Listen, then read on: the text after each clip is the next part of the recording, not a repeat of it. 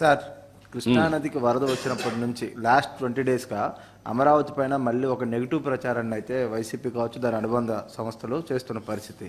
అంటే పర్టికులర్గా ఈ ముంపు ప్రాంతంలో రాజధాని అవసరమా, చేయడానికి లక్షల కోట్లు ఖర్చు పెట్టాల్సిన పరిస్థితి, ఈ టైప్ ఆఫ్ వర్డ్స్ వైసీపీ నేతల నుంచి పర్టికులర్గా వస్తూ ఉన్నాయి.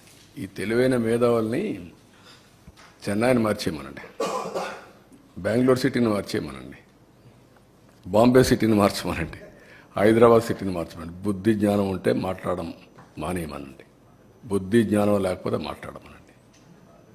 మీ ఇంటి మీద నీళ్ళు వస్తాయని ఆకాశంలో పోతావు నువ్వు, ఇంటికి నీళ్లు రాకుండా చూసుకోవాలి.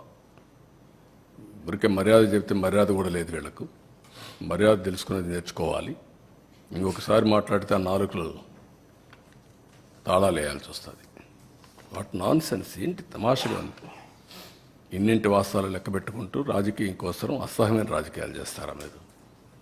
కకృతి రాజకీయాలు పడతారా మీరు? మాట్లాడేవాళ్ళు లేరని మీ ఇష్ట ప్రకారం మాట్లాడతారా? విషయం కక్కుతారా? ఎందుకంటే విషయం కక్కడం? విశాఖపట్నం ఉదూది ఏమైంది?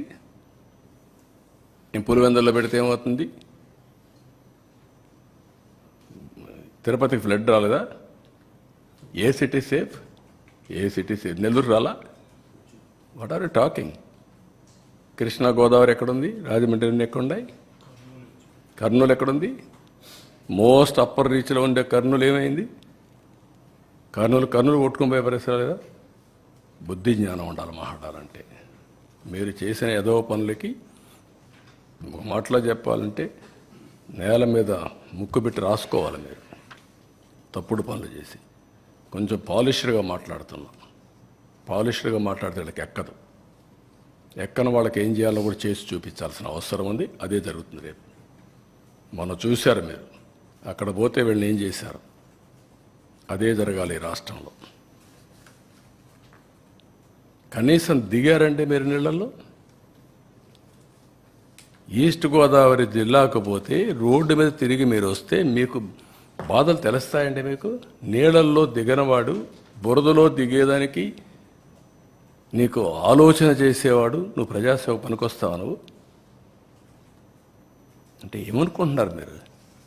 అంటే ఏది చెప్పినా నమ్మేస్తారని అజం ఆ పేపర్లు పెట్టుకొని, తప్పుడు పేపర్లు పెట్టుకొని తప్పుడు ప్రచారాలు చేసుకుంటూ బతికిపోవాలనుకుంటున్నారు. ఆ ఆటలు సాగవు. అది గుర్తుపెట్టుకోమని హెచ్చరిస్తాను.